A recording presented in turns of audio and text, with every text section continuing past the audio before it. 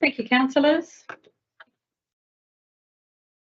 Welcome to the May meeting, May monthly meeting. We have apologies to not Councillor Heskett. Everybody else is in attendance. It is my obligation to notify those present that this meeting is digitally recorded and made publicly available through the council's website. Digital recordings are conducted in accordance with Regulation 33 of the Local Government Meeting Procedures Regulations and our own digital recording policy. The acknowledgement of country. The Central Coast Council acknowledges and pays respects to the traditional owners of Lutruwita, Tasmania, the Palawa Pakana people. We acknowledge the Punalapana tribe of this northern country, and in doing so, we celebrate one of the world's oldest continuing cultures. And the opening prayer, may the words of our lips and the meditations of our hearts be always acceptable in thy sight, O Lord. Welcome to you all, and we move to item 1.1, which is the confirmation of the minutes from the meeting on the 17th of April. You've been provided with those minutes. Could I have somebody move that the resolution is received? Thank you, Councillor Viney. Seconded. Seconded. Councillor Wiley. Any questions about the minutes? No, there being none. All those in favour, aye. Aye. Against? The motion is carried. Item 2.1 is a list of the council workshops that we have undertaken. Could I have somebody move that the officers' report be received, please? Thank you, Councillor Smith. Seconded, Councillor Beswick. Any questions on the workshops? No, there being none. I'll put the motion. All those in favour, aye. Aye. Against? Carried. 3.1 is Mayor's Communications, and I have something to communicate. And I would ask the General Manager to please stand. So as part of our meeting this evening, we stop here to formally acknowledge Sandra's 45 years of continuous service to the people in the community of both Ulverstone and Central Coast. You celebrated that anniversary last Thursday. We had a morning tea. I think you might have gone out for some drinks with some staff, which is fabulous. And this is the certificate of service.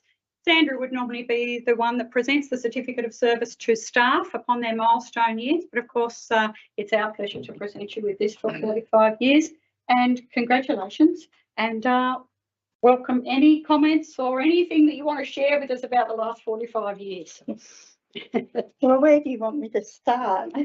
Not at year one, I think we're I was going to start at year one. Oh, okay.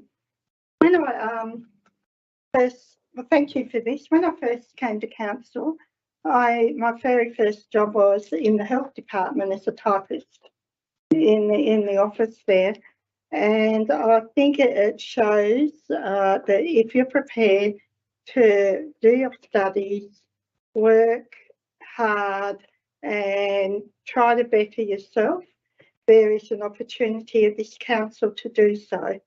And I think that that's a testament to this council right from back in the Ulverstone Council days with Alf Mott, and we've continued to do that as we've gone through. I suppose at times I thought of shifting or moving on when I didn't think I was getting too many challenges, but then 1993 provided a huge challenge when it came to the amalgamation of both Penguin and Ulverstone, and I was fortunate to bring the finances and the computer systems together. So that kept me still here, and that kept me still studying and trying to better myself and trying to work out where the gaps were. The last 15 years has been a real challenge as general manager, but I have to say that I've loved it, because with challenges, you also you get a lot of you feel good from those challenges. So I've always aspired, and the reason I've stayed in local government is because it is the closest to the people, and you feel like that you can help people and help people that want to be helped. You know, and that's with staff and the community. And I don't think at the other levels of government you get that opportunity as much as what you do in local government. So I have loved all my time in local government and helping our community. It is a very special community and it's great. So thank you for that. You're welcome.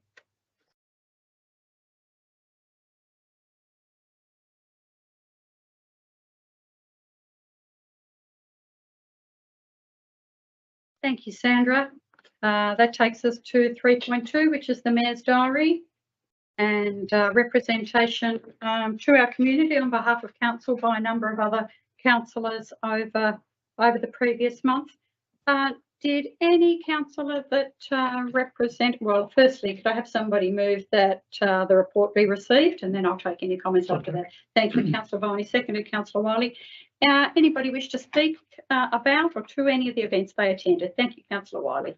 Thank you, Mayor. I'd like to speak to the 4th Anzac Day service that I attended on behalf of Council.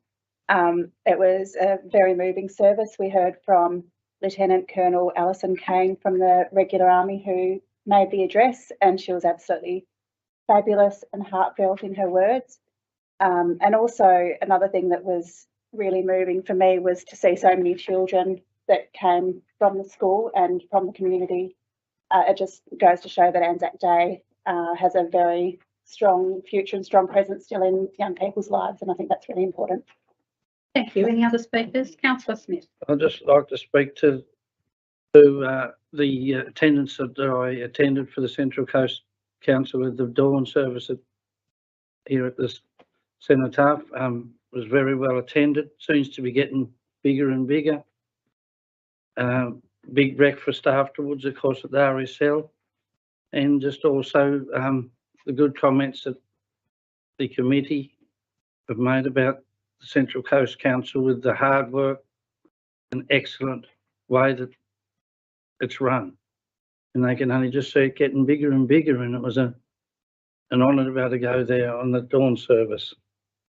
Indeed, an honour for all of us. Any other speakers? No, just notes here from on behalf of Councillor Lehman, who represented Council at the Anzac Day Memorial Garden opening at Jews South. Councillor Lehman has a bit of laryngitis tonight, so happy to read something on her behalf.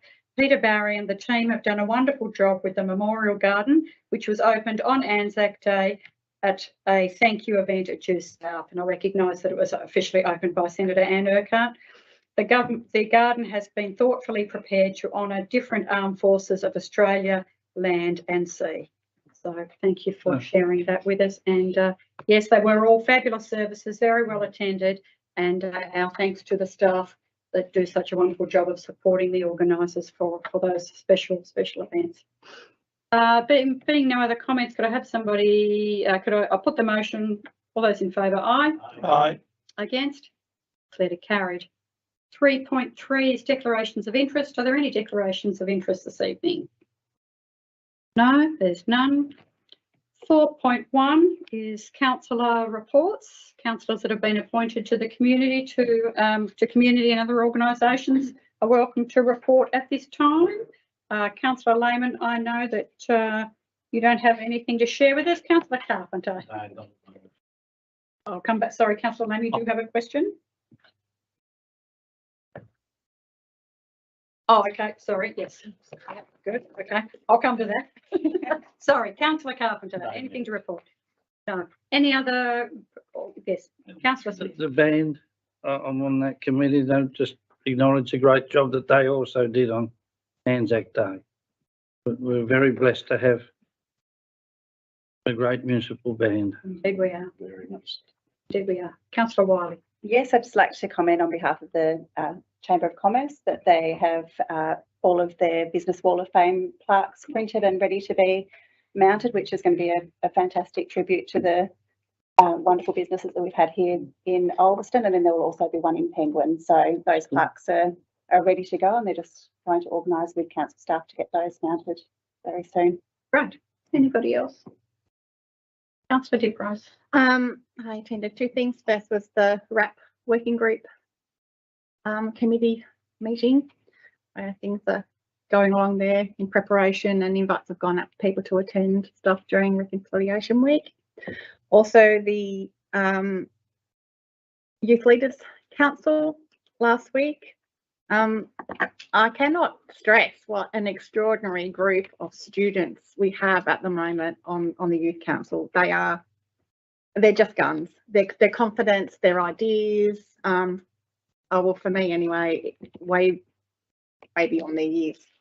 So they're actually at the moment looking at doing an event down at the Sound Shell towards the later end of the year to do some kind of concert and ask people to come along and have stalls, etc., to raise money for Headspace, which is a fantastic thing for them to focus on, especially with mental health as it is on the coast, and especially with youth mental health, that as we know about our schools and everything, it's an ongoing concern for everyone. So through that, the principal from Penguin High School, Angela McAuliffe, contacted Katie Luck at Headspace. So she's going to come along and actually speak to the students, but also they're looking at, they're going to be setting up a Headspace youth reference group. So we're hoping that we might be able to get a couple of students on that, which would be really, really good. And also they are saying that they have some consortium memberships spaces available at Headspace, and they have a council representatives on there from Burnie and Devonport.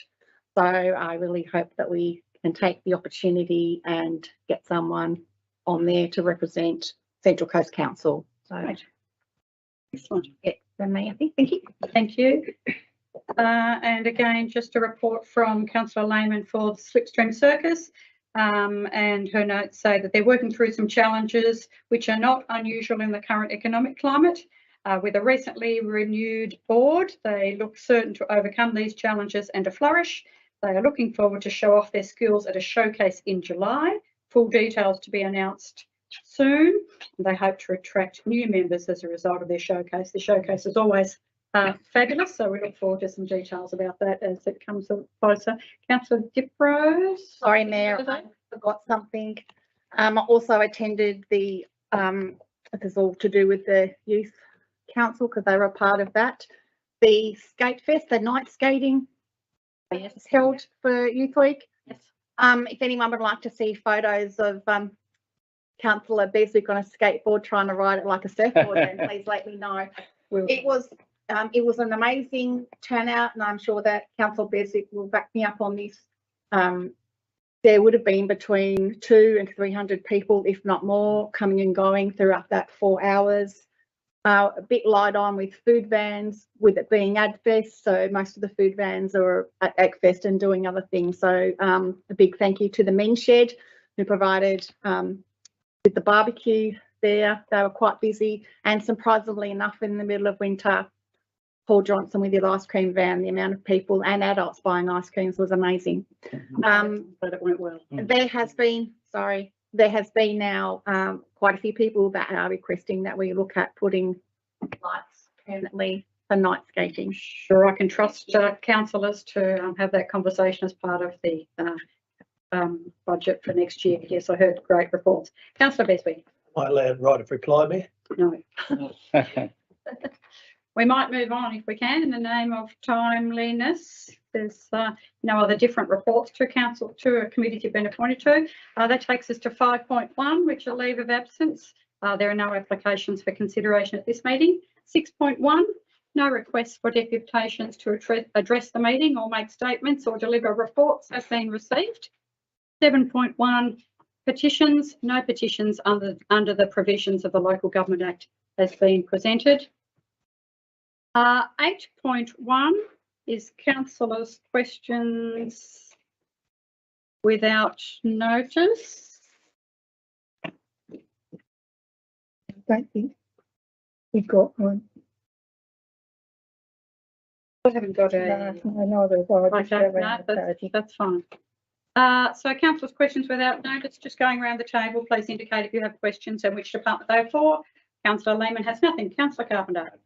Thank you, Councillor Wiley. Councillor Smith. Councillor Diprose. Councillor Viney, No, thank you, Mayor. Councillor Beswick, No, thanks, Mayor. and none for myself. 8.2 is councillors' questions on notice. No questions on notice have been received. Public question time. Public question time for those in the gallery will be at 6:40 or as close as we can there too. And a period of 30 minutes is set aside for that time. Hopefully you've all got some information there about public question time. When we come to that time, I'll just ask you to stand, tell us your name and where you're from. And if we can take your question tonight, we will. If not, we'll come back to you. But we'll do that as close to 6:40 as we can. Item 9.2 is public questions on notice. No public questions were taken on notice from the 17th of April meeting. And that takes us into Departmental Business General Management. Item 10.1. Minutes and notes of committees of the council and other organisations. A list there of the minutes you've been provided copies of. Could I have somebody move that those minutes and notes of council committees be received? Thank you, Councillor Wiley. Seconded, Councillor Lehman. Any questions or comments on those minutes? No, we've probably covered off on those in our previous discussions, haven't we? In that case, I'll put the motion. All those in favour, aye. Aye. Against? Declared carried. 10.2 is delegation by the council of its functions and powers. It's a review of the schedule of delegations from the council to the general manager, and you have been provided with both the background and the discussion and the items for delegation.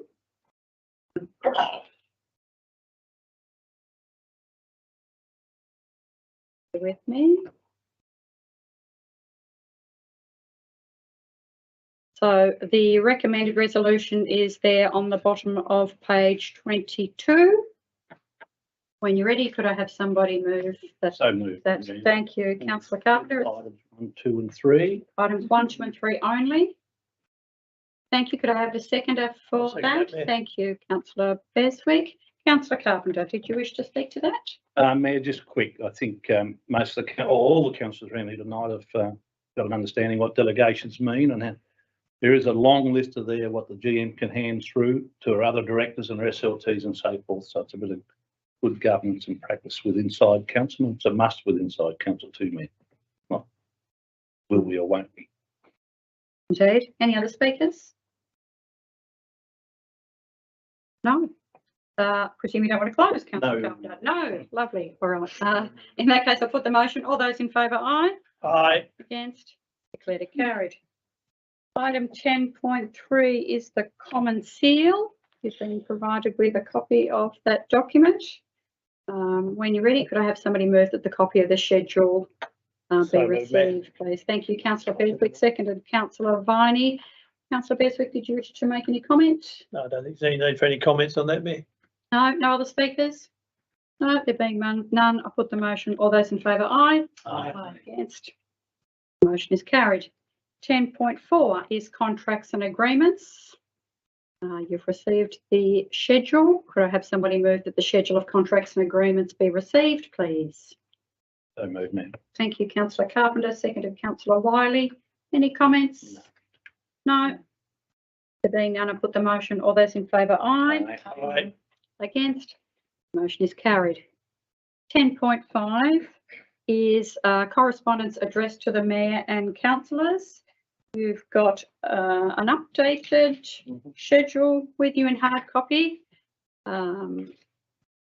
When you are ready, could I have somebody move that the schedule of correspondence be received? Thank you, So moved. Councillor Viney. Seconded, Councillor Diprose. Any discussion? No. There being none, I put the motion. All those in favour, aye. Aye. Against? Motion is carried. 10.6 is community services, development application determinations. You've been provided with a copy of the schedule of determinations.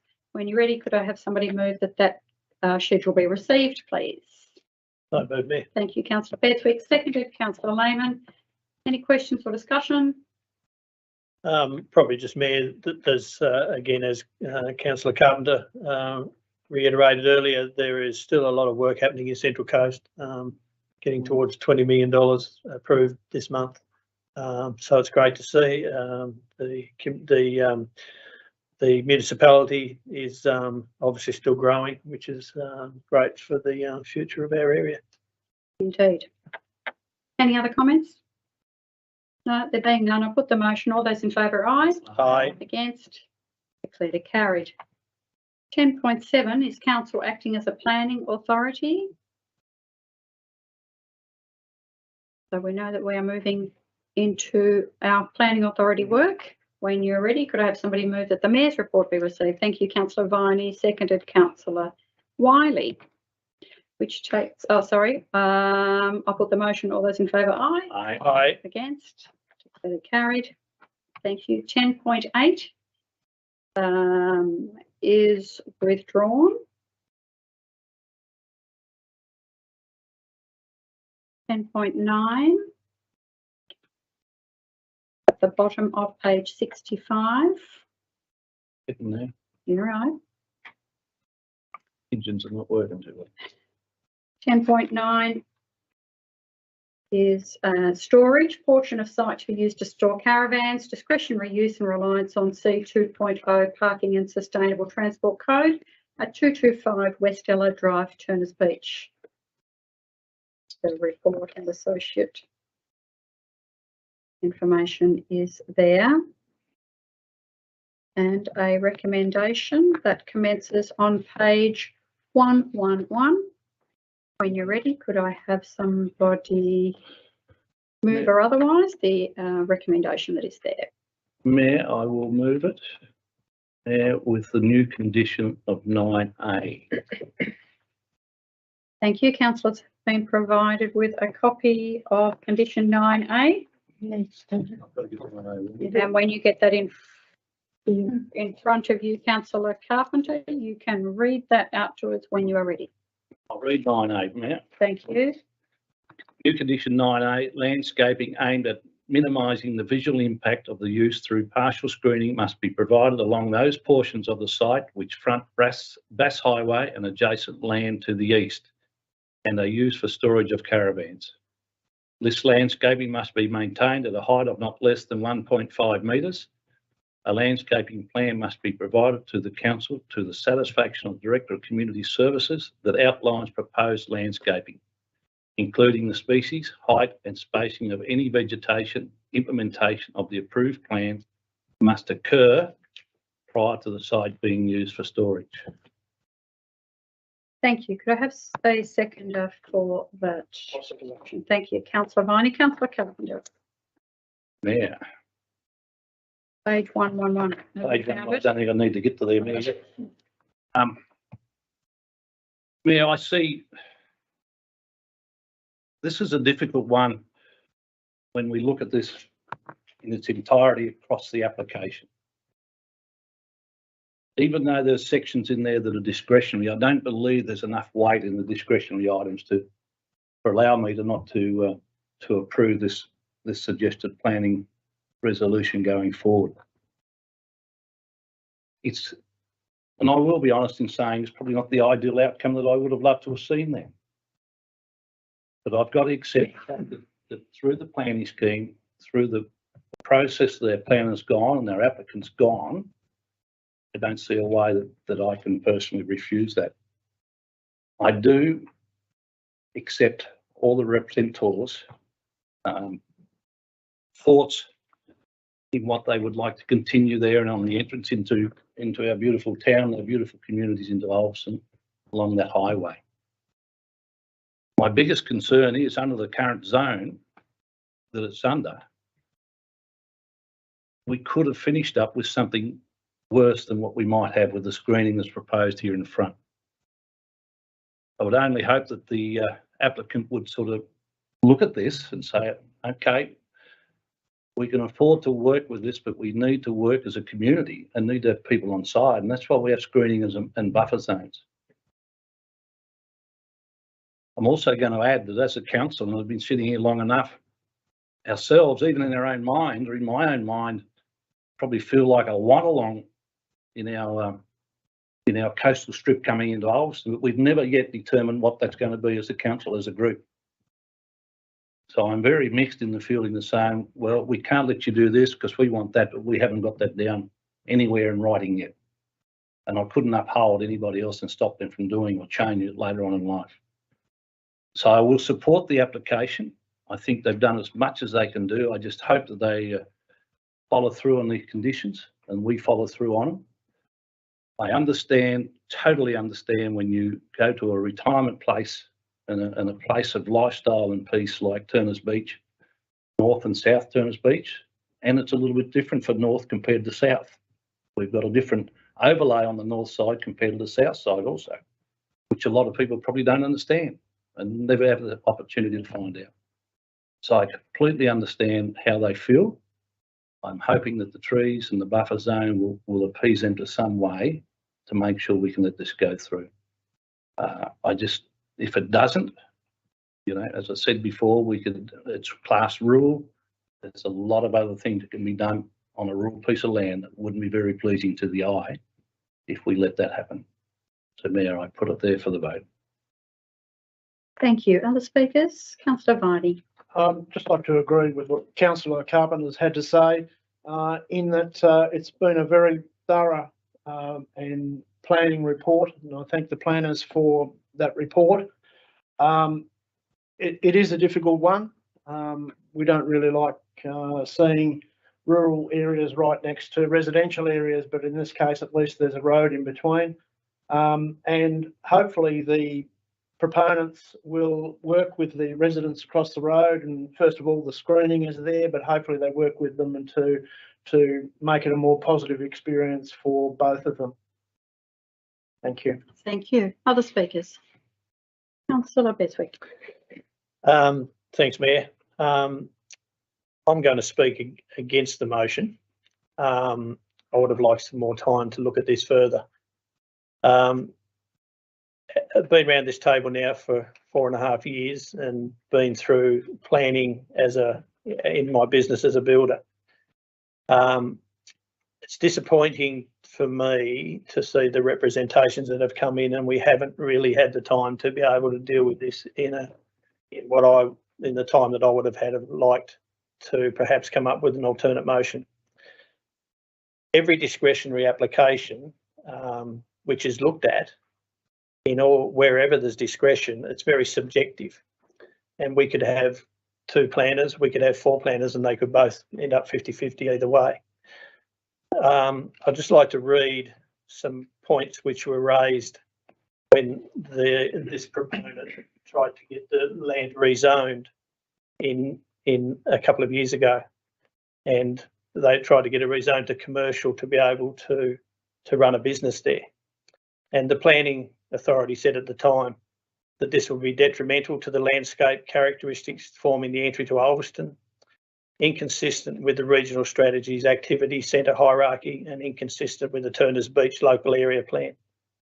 Now, when I read that, Sorry, Councillor Beswick, can I just get some clarification? That quote was from where, just for the purpose of transparency for everybody? that quote was from Which organisation? from the Planning Commission, Tasmanian Planning Tasmanian Commission. Planning Commission, Okay, thank you. in response to an LPS change to a big part of rezoning Rezoning, from River West. rural to a commercial zone. Thank you. There's always a conflict when you've got 2 zones adjacent to each other. On one side of the road you've got rural, on one side of the road you've got residential, and I feel a lot for the people that have purchased what is nice lifestyle blocks for their retirement, and then they're going to end up with caravan storage on the other side of the road that they'll be looking at. I'm happy that it's screened. But in the end, trees do die. I'd like to have confidence that the council can make sure that does remain screened ad infinitum, because in the end, things can happen. As I say, I won't be supporting the motion tonight based on those grounds. I think it's unreasonable, and I think we're perhaps creating something that could cause some grief later on. On a rural area, if it was in Abersham, or anywhere else where it's rural all the way around, I can see that it would be fine, but not when it's adjacent to a residential area. Thank you. Any other speakers? Councillor Wiley. Well, and I'll concur with what everybody said around the table. Actually, I'm very much of the same thoughts that I feel bad for the representatives in this situation. My concern is that if we don't approve this to go through with the conditions that are met, that it will be appealed. It may cost our ratepayers a lot more money, and then it may also be something that will get approved down the track without these conditions of screening. So I am, after listening to the debate around the table, leaning towards approving this motion, purely because I'm worried that if we don't, it does fit everything in the planning scheme, that if we don't, that it may get approved down the track without these conditions that we've set out. Thank you. Any other speakers? Councillor Smith? I'm in the same ilk of that. I feel bad for the, well, feel for the representatives that have built their homes there, and I do know them. But exactly what Councillor Wiley has said, if appeal we could end up costing the ratepayers a lot of money. When I first joined the council, they did say, one thing they did say is that planning is going to be the thing that's the hardest of all. There's some winners and losers. That's all I think I can say. Thank you. Any other speakers? No. Councillor Carpenter, did you wish to close? I will do, Mayor. I will do. And I'm closing out of pure respect for everybody and to Councillor Beswick also, to make sure that we can put this to bed tonight after the vote and be happy with the way we go. Just want to reiterate the rezoning from the TPC. It was in response to rezoning, their comments. And again, that's what I spoke about earlier. If we'd have probably thought through it way back then, we might have had some options, or even further back, get back 5 or 6, 7 years on our approach to our districts. This is a DA, totally different, and it is allowable in the rural zone, and there's some part of it, it's got some criteria on which I believe they meet quite well, and the planners have done a good job. But I will just point out again, there should be no precedent set, but I understand what Councillor Beswick says. There should be no precedent set in planning. We should deal with planning matters as we see them across our table. I know we'll always go back and check what's happened in the past if we want to get one over the line or the other way. But in reality, if we are honest, we shouldn't be set at a precedent, because I do agree with you. If there's a precedent set, it's not the outcome that we're after. But there's no way that I can not vote for this proposal to go forward. Thank you. So to be clear, we are voting on the provided the suggested resolution and including condition 9A. I put the motion. All those in favour, aye. Aye. Aye. Against? No. The motion is carried. Thank you. We move then to infrastructure services, item 10.10, which is the unsealed roads policy. We have workshopped the policy and you have been provided with a copy of the final document. The suggested resolution is on page 117. When you're ready, could I have somebody moved that the unsealed roads policy and supporting guidelines be adopted? With that, Mayor. Thank you, Councillor Carpenter. 117. Page 117. I'll second that. Thank you, Councillor Beswick. Even. Yeah. No. IT doesn't always do what it is we want it to do, does it? Happens to me all the time. Councillor Carpenter, did you wish to speak to this motion? I will do, Mayor. Thanks for the opportunity to workshop this and some clarifications on certain things. And it's a policy I believe we've definitely got to have, because I've lived in the country and knowing what unsealed roads is all about, and the dust and everything else. I think the policy is clear enough there now for all of us to understand, both around the table, all the staff and people that want to apply to be dust suppressant or other things in roads. And there is a special circumstances there tonight. I've got clarification. You don't have to come with special circumstances. You don't have to meet the 150 points. If you can get up to the table, you can come to a vote and budget requirements. So I'm more than happy to endorse this policy, Mayor. Fabulous, thank you. Any other speakers? No, everybody's happy. In that case, I'll put the motion. All those in favour, aye. Aye. Against? Motion is carried. Item 10.11 in corporate services is statutory determinations. You've been provided with a copy of the schedule. When somebody is ready, could I have somebody move that the schedule of statutory determinations be received, please? So moved, Mayor. Thank you, councillor Beswick, seconded councillor Viney. Any questions on those determinations? This is the page, Mayor, where all the numbers are. This is the page where all the numbers are. Unbelievable. Very fortunate and grateful to our staff.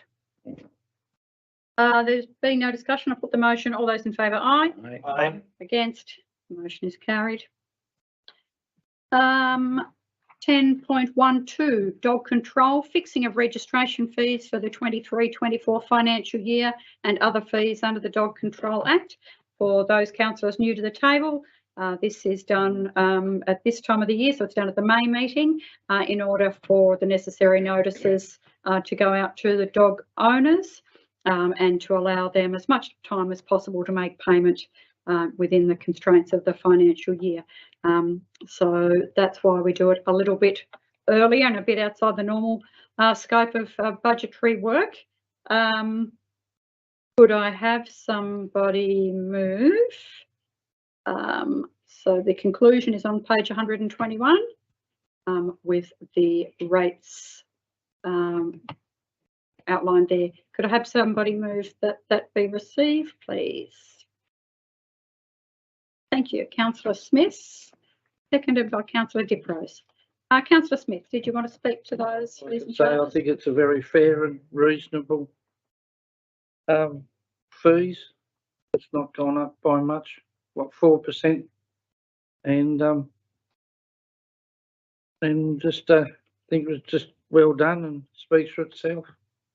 Thank you. Any other speakers? No, there being none, then I will put the motion. All those in favour, aye. Aye. And that is carried. And that brings us very, very close to 6:40, which is public question time. It's close enough for me, 6:37. So, General Manager, do you want to do the written ones that you require a read response from yourself? We'll do these ones that we have on notice first, if we can, and then we'll move to anyone in the gallery that might have a question.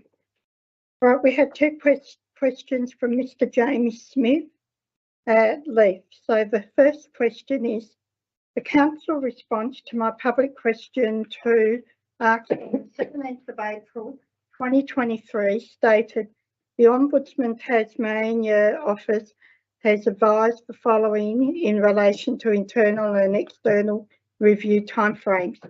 The internal review decision is to be given in the same manner as a decision in respect of the original application, which allows for 20 working days.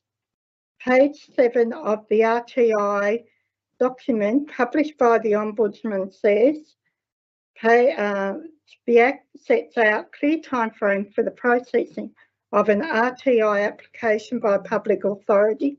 An internal review decision must be made within 15 working days of you requesting it. Section 44 and Section 43 of the Right to Information Act 2009 appear designed to be read interpreted together, and if this is the legal situation, why is it that Council did not complete the internal review application received 4th of February 2022 within 15 working days to obviate an external review to the Ombudsman? Was the Council aware of deemed refusal provisions on or before 9th of May 2022? And if not, why not? And has the Council correctly been applying the Right to Information Act 2009. So the response is, the Council has received the following advice from the Ombudsman Tasmania in relation to timeframes for decisions to internal and external reviews. The provisions regarding the time allowed for an internal review decision under the RTI Act are somewhat conflicting, with external review able to be sought after 15 working days, that's under section 44(1)(b)(2), but the decision to be given in the same manner as a decision on the original application, section 43(5), which allows for 20 working days. As you note, section 43(4) of the RTI Act only states the internal review is to occur as soon as practicable. So there are effectively 3 different timeframes mentioned regarding internal review decisions. The Ombudsman has proposed an amendment to the RTI Act to harmonise these timeframes to as soon as practicable and within 20 days, which is being considered by the Attorney-General. In the interim, the following statements are true. External review can be sought if an internal review decision is not provided within 15 working days of a request being made.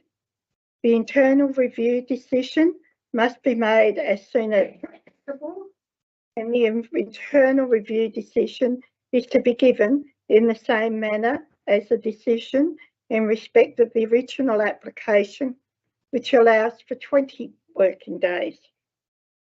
So basically the Council has complied with the advice of the Ombudsman.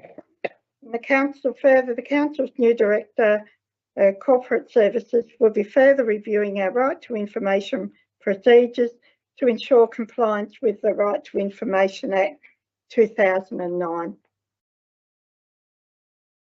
The second question is, my question I asked at the Council meeting on the 17th of April 2023 unequivocally asked, what systems/controls did the Council have in place to ensure all Council decisions for Right to Information requests and Right to Information review requests included notice of the applicant's right to apply for a review? I do not consider the Council response provides adequate response.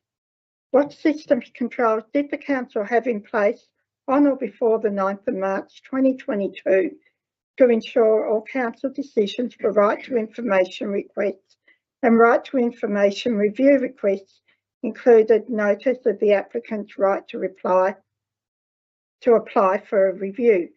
The Council's response advises the Council's decision to internal review applications dated 19th of November 2021 and 9th of March 2022 did not include notice of the applicant's right to apply for review due to a procedural oversight by the then Director Corporate Services. Given that both the decisions dated 19th of November 2021 and 9th of March 2022 were apparently signed by the General Manager, this ultimate responsibility for procedural oversights rests elsewhere other than with the then Director Corporate Services, and if not, why not? So the response is the General Manager relies on receiving sound and professional advice from her directors to execute a range of duties and legislative requirements. The role of Director Corporate Services has delegated authority for managing the Council's responsibilities under the Right to Information Act 2009. As repeatedly stated, some procedural oversights were made by the former Director Corporate Services, which have been rectified where possible. The Council's new Director Corporate Services will be further reviewing our Right to Information procedures to ensure compliance with the Right to Information Act 2009. And if you have any further procedural questions, a meeting can be arranged with the Director to discuss. Contact details will be provided to you in correspondence following the meeting. This next one's from Mr. John Richardson, and we received this on the 10th of May 2023. There's just the one question.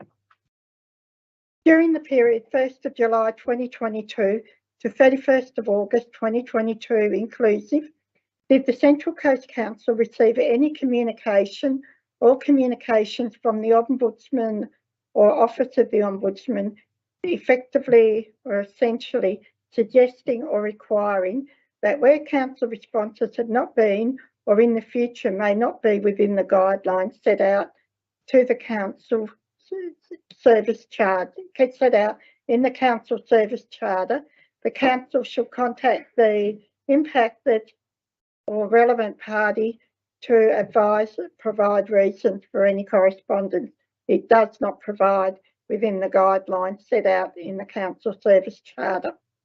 If so, what is the date or dates of any such communication or communications? Did any such communication or communications play any part in the council issuing an updated council service charter issued February 2023 stating under section 3 customer service standards 3.2 contact in writing, we aim to acknowledge and respond to both written and electronic communication within 10 working days, and B, if we cannot respond within the set time frames, we will make contact to explain the reason for the delay and when a full reply can be expected. And if not, what are the reasons for the council customer service standard? The council customer service standards 3.2 was updated. The response is that under section 5 of the council's meeting procedures, public question time, each member of the public may ask not more than 2 questions at each meeting, including any questions for which written notice has been previously given.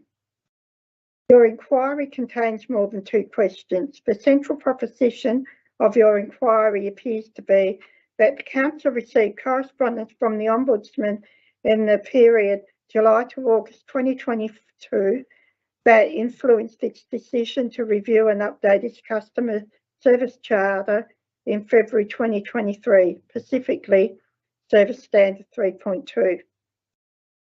All Tasmanian councils are required by the Local Government Act 1993 to review their customer service charters within 12 months after a local government election.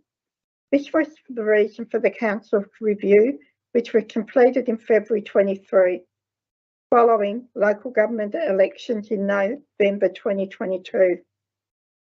As part of the review, correspondence from the Ombudsman relating to the customer service charter would have been considered.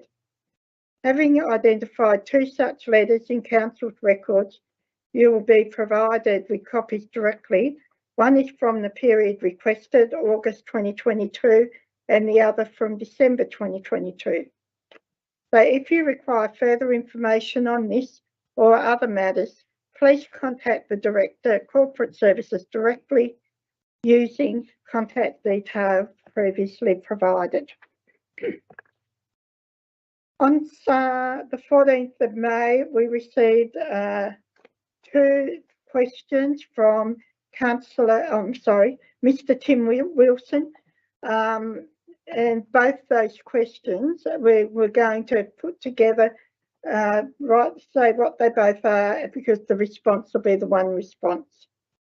My question relates to the development at the corner of 4th Road and Westella Drive, Turners Beach. There is concern within the Turners Beach community that the development is going to be for up to 24 tiny homes for seasonal worker accommodation, with at least 2 already approved and 1 already in place. And the photos attached. This raises the following concerns: that the development is not in keeping with the surrounding area. This would be an eyesore with the Bass Highway close by. Noise and social issues inherent in this type of transient population living in such a densely populated space, and traffic flow on what is already a busy corner, and the effect on surrounding property values. The second part of it was, can the council please confirm the full detail of the planning development, and if indeed it is for 24 tiny homes for seasonal worker accommodation, with 2 already approved? And what assurances can the council provide that this development won't be similar in terms of density as the one in Brook Street, East Devonport, which is an example? The response is that permit DA 2022-213 was issued for 1 4th Road, Turners Beach on 10th of August 2022 for residential 2 times multiple dwellings. This was a permitted application and no public notification was required. While a new development application for visitor accommodation was recently lodged in relation to this site, the council has requested additional information from the applicant prior to us completing our assessment, and it would be inappropriate for us to comment at this time. In the general residential zone, visitor accommodation involving new as opposed to existing buildings is discretionary.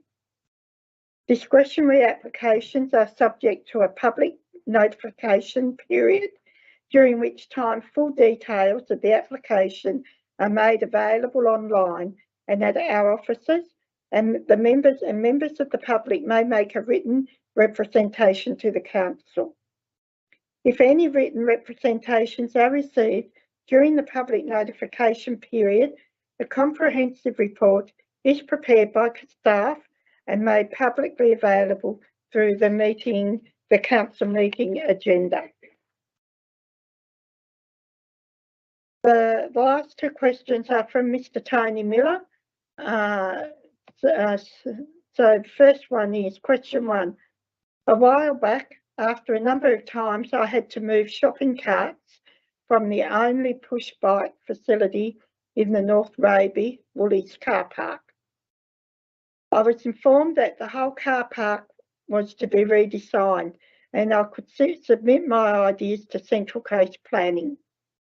I did this without acknowledgement in quick time.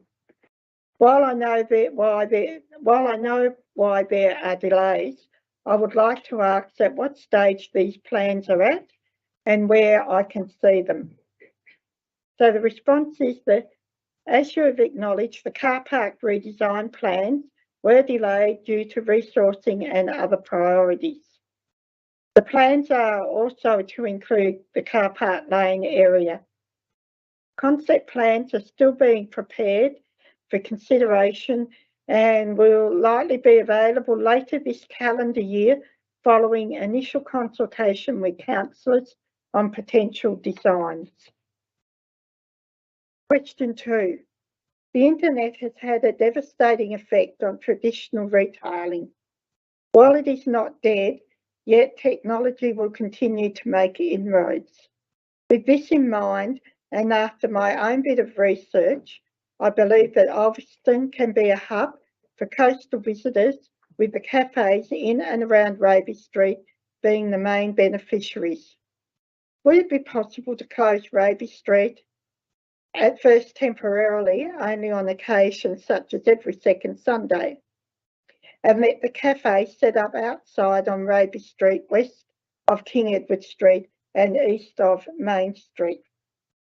The response is that Council is currently undertaking a review of the Raby Street area and has engaged Complete Streets to assist with the review.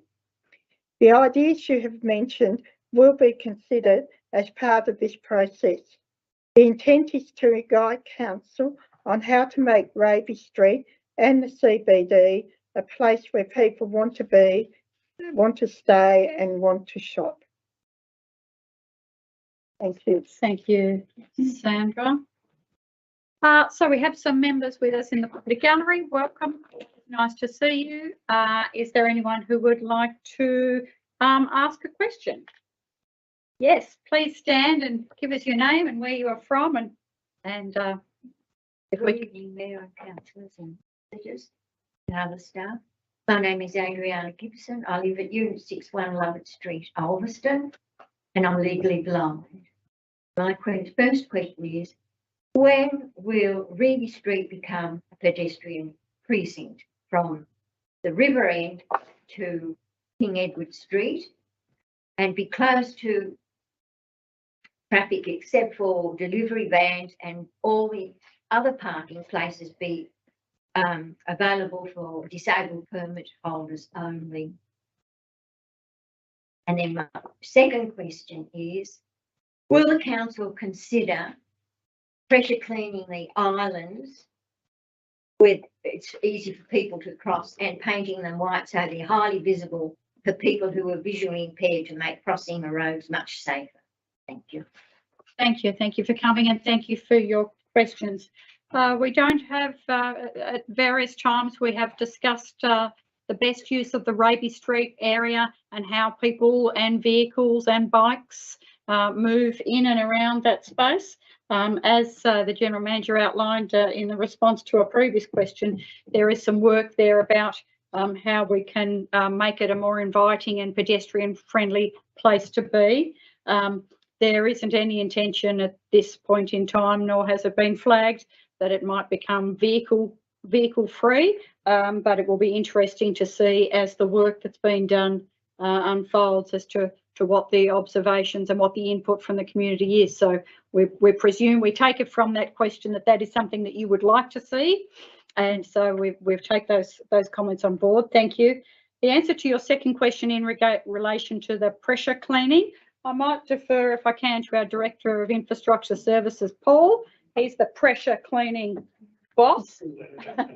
Paul, have you got any thoughts, please, about the how we can make those more visible? Yes, certainly. Thank you, Mayor, and thank you for those comments. We'll certainly take that on board. That's really interesting to hear that from the community. Cleaning of most of our spaces is something that we need to keep on top of, and certainly making those traffic islands white or more visible is certainly something we'll take on board and move forward with. We have a DDA or a disability action plan at the moment, and any improvement we can do around the town for all those with a disability of some sort, we're certainly taking notice of and trying to make a place better for that.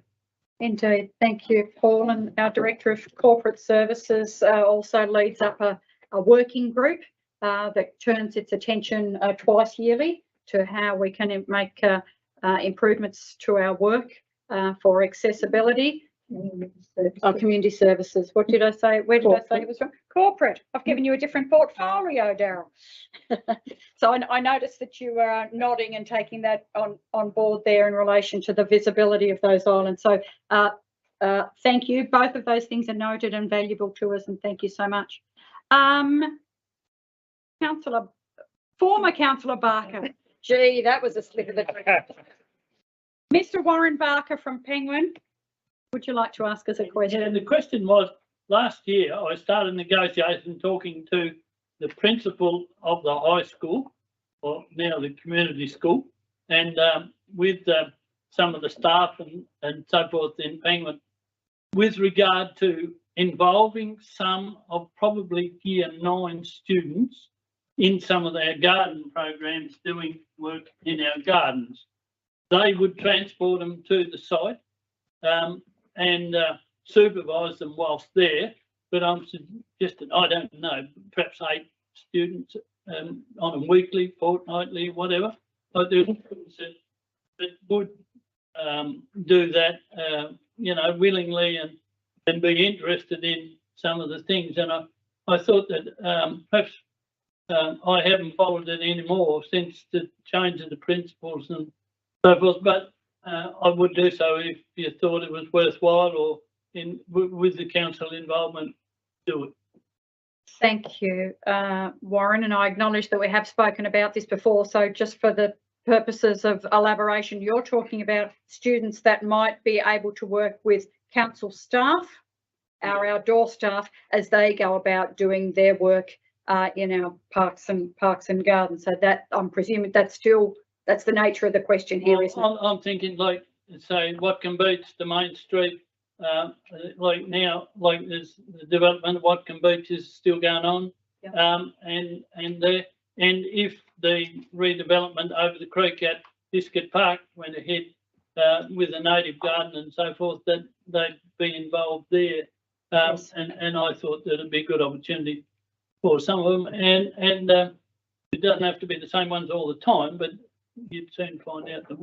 Yes. One other short question, if I may. Yes, do, yeah. The question is about the piece of land at Sulphur Creek where all the caravans and the bush campers and Midway Point, is that the piece we're talking? well, yeah, Midway Point. What stage is the council up to with acquiring that piece of land?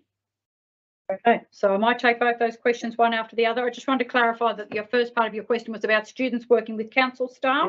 Correct, thank you. In which case I'll might just get a response from the general manager about or the director, whether or not there is any scope or value to Warren's question about is there any want or capacity within our Parks and Gardens staff to work with young people from Penguin District? There certainly is capacity to do that. We work with various school groups at different times with different parts of our work crews and our natural resource officers as well. So we have various times where that happens. It's unfortunate this didn't come through maybe a few weeks ago where we asked members of the public to assist us with the Watkin Beach area. So we had a very small uptake on that, unfortunately. So it's been mainly done by the council staff now, but it certainly requires upkeep, and yeah, I'll take that on notice to look into. I just thought, Paul, that they could be involved and supervised. Yep. Like there'd be a supervisor from the school involved as well. Place that on the board. Yeah, thank you, Paul and Warren. I'd certainly encourage you then, based on Paul's response, to have a chat to the new principal of Penguin District or the appropriate staff member, and encourage her to talk to us through any of the various ways that we connect with them to see if there's an opportunity there. 9 students would be the ideal ones to do it. Yeah. So in relation to your second question, which is for Midway Point, so there was a press release that went out on Friday last week, which advised that Central Coast Council has recently agreed to take on responsibility for managing Midway Point Reserve from the state government. This reserve is highly valued by the community. Council will be temporarily closing the reserve as we head towards Wednesday, the 31st of May. So by the time we reach Wednesday, 31st of May, the reserve will be closed. And camping to make some remedial work and some improvements. Council will reopen the site prior to summer for short-term camping and day use. And supervised? Well, it will fall under a plan that we will develop for the monitoring of that, as do our other short stay sites. So now that we have responsibility granted from the state government, that means that we can enforce and regulate and provide users guidance about what's appropriate there, which we haven't been able to do in the past. So yeah, so there'll be some further information that will come to the public attention as we determine what that plan looks like, but essentially closed from the 1st of June through to closer to summer. Does that answer your question? Yeah, it was underway. I just wondered where the council was. Where was that? Yeah, it took us a little while, but it's sorted now. And Mr. Miller, I did see you come in there towards it. Hello. Obviously, you've had your questions given to us previously tonight, which we appreciate. And we thank you for those questions, and they've certainly raised those issues again for the General Manager to consider, but thank you for coming in. Thank you. That being all for public question time, that takes us to 11.1, which is the meeting closed to the public. So we're now going to move into the closed session of our meeting. But thank you for joining us tonight, and please feel free to come back at any time. Thank you, Councillor Diprose. You might do the door.